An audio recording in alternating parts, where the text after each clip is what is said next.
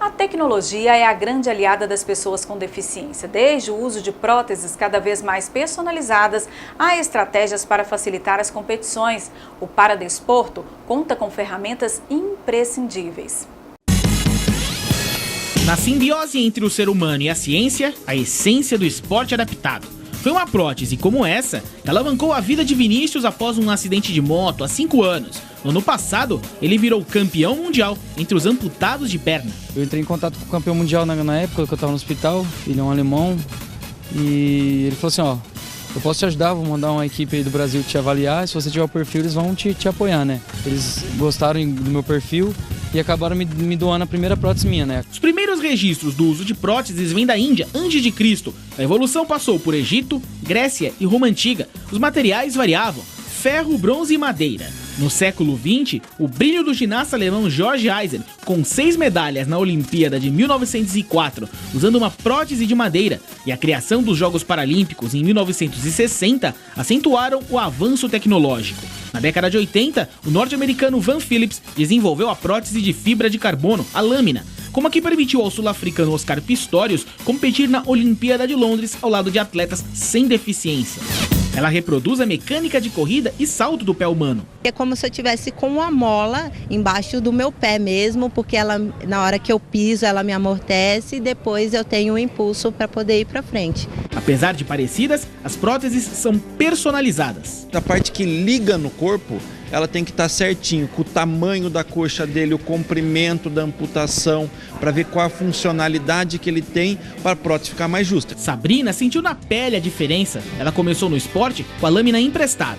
Ele ainda era homem, né? Então ele pesava 95 quilos e eu pesava 60. Ela era bem dura, mas eu conseguia correr. Mas quando eu peguei que eu ganhei uma com o meu peso apropriada para mim, foi uma diferença enorme. Já nos esportes em cadeira de rodas, a adaptação não se limita ao tipo de deficiência. E elas são feitas para deslocamento dentro da funcionalidade de cada uma.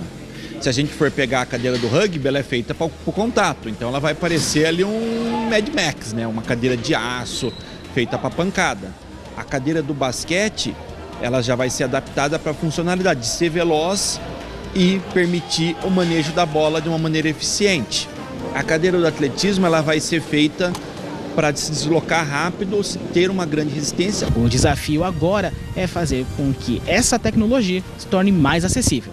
O grande problema, e essa talvez seja a lacuna, é quando esse atleta está começando. Como ter acesso ao equipamento? Às vezes os clubes não têm isso. Hoje os sistemas sociais do Brasil, INSS, a Previdência, eles dão um equipamento razoável e muitas vezes até bom para as pessoas com deficiência para o seu uso do dia a dia. Muitos começam o esporte com esse equipamento de dia a dia, mas depois que fez aquela fase inicial para a evolução, eles vão ter que muitas vezes fazer investimento para evoluir. Tem muita gente também ali que está sentado, que quer mostrar o potencial, só que não tem essa oportunidade por causa do valor da prótese. Mas a ciência não para, e é essa evolução que pode mudar essa história. A gente vai ter uma impressora que a gente vai imprimir as peças da prótese do jeito que a gente quer. E a gente vai baratear o custo e elas vão ser mais funcionais. Morreu hoje o cineasta Bernardo Bertolucci, aos 77 anos de idade, grande nome do cinema italiano, diretor de O Último Tango em Paris. Se tornou alvo de uma grande polêmica nos últimos anos. Considerado um dos grandes mestres do cinema italiano, Bernardo Bertolucci começou a carreira ainda adolescente, dirigindo curta-metragens no final dos anos 50. Ele dirige seu primeiro longa com 21 anos, La Comare Secca, um mistério policial baseado num texto de Pier Paolo Pasolini.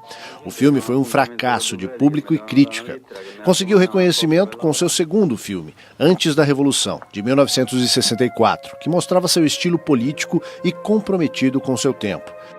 Recebeu 2 indicações ao Oscar de melhor diretor pelo polêmico O Último Tango em Paris, de 1972, com Marlon Brando e Maria Schneider, e pelo Último Imperador, de 1987, que conta a história de Puyi, o último imperador da China, após ser capturado pelo Exército Vermelho como um criminoso de guerra. O longa levou 9 estatuetas em 87, inclusive o de melhor filme e melhor direção.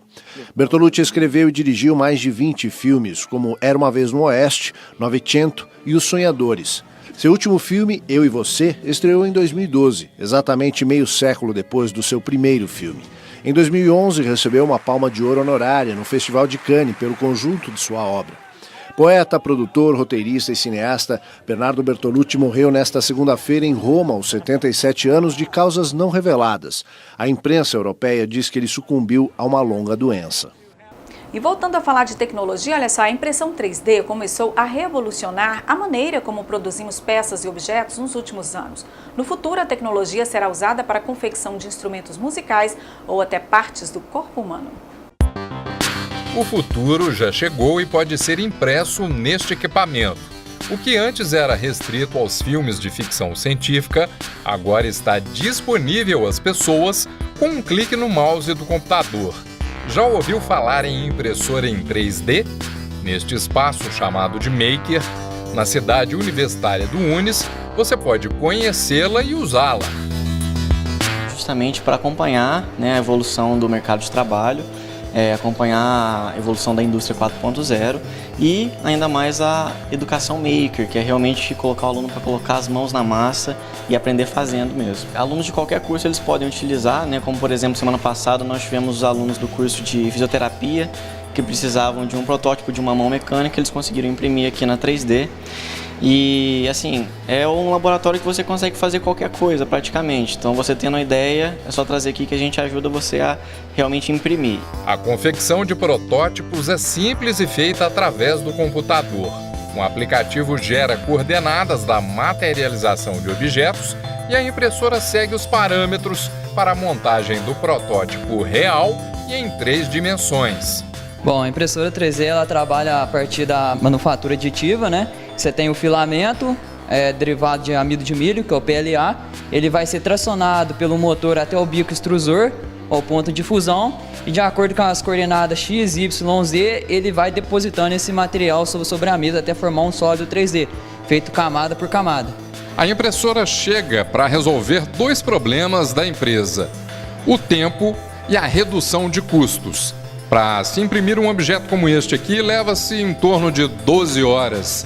E ele serve também como protótipo para testar se o objeto vai dar certo, e isso vai reduzir os custos na hora de se montar o objeto final para o mercado de consumo. Felipe cursa Engenharia Mecânica no Unis e montou a própria impressora em 3D. Ele já é detentor de um projeto que turbina o currículo de qualquer pessoa. Eu vim pesquisando e vi que o mercado está bastante aquecido e para poder fazer também meus projetos em casa, não ficar dependendo de muito maquinário, furadeira, essas coisas. Com a impressora 3D eu fazia tudo. Aí veio a ideia de eu criar minha própria impressora 3D. Nós acreditamos realmente que o aluno aprender com a mão na massa, desenvolvendo competências e habilidades que ele pode precisar no mercado de trabalho, vai ser um aprendizado muito significativo para ele.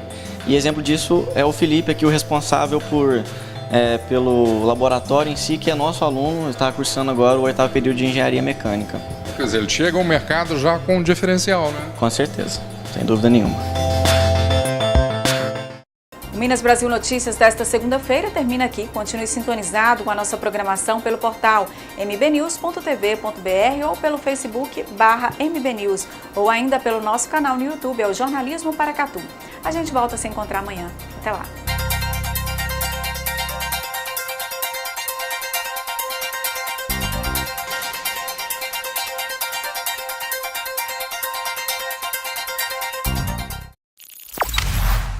Guia Comercial de Paracatu. Seja visto, seja lembrado.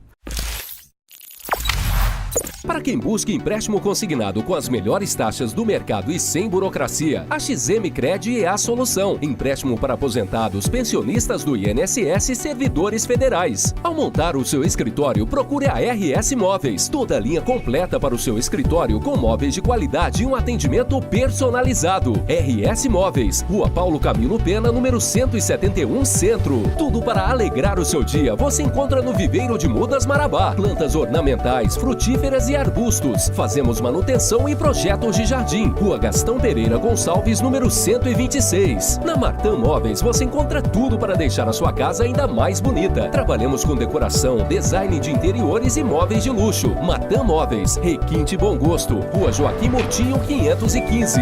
Autoelétrica do Newton, baterias, peças e serviços em geral. Rua São Vicente, 359 Centro, 3671-3809.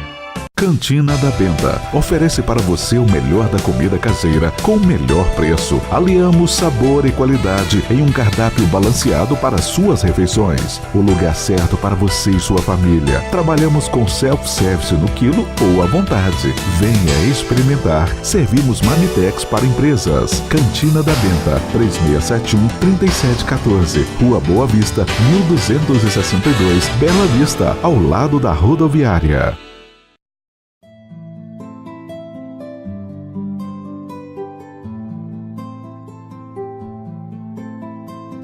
A APAE de Paracatu está há mais de 40 anos prestando relevantes serviços de assistência social, educação e saúde às pessoas com deficiência intelectual e múltipla. Atualmente, atende 450 pessoas entre crianças, jovens e adultos, dá assistência aos familiares e realiza mais de 2.000 atendimentos de saúde por mês. No momento, a instituição está passando por sérias dificuldades financeiras e corre o risco de fechar as portas. Para que isso não aconteça, estamos pedindo socorro ao povo paracatuense. Ajude a APAE a continuar servindo a quem muito precisa. Faça uma doação emergencial na conta da Associação de Pais e Amigos dos Excepcionais do Banco Cicobi Crédito Gerais. Agência 4119, conta corrente 990, dígito 3. A TV Minas Brasil doou todas as chamadas dessa campanha e ainda contribuirá financeiramente para motivar a sociedade paracatuense a ser parceira desse importante projeto nesse momento tão difícil. Guia Comercial de Paracatu. Seja visto, seja lembrado. Saca-rolha, a esquina mais agradável de Paracatu. O Saca-rolha oferece uma excelente variedade de petiscos, cervejas e shows musicais ao vivo. Rua Doutor Seabra, número 30, Praça do Santana.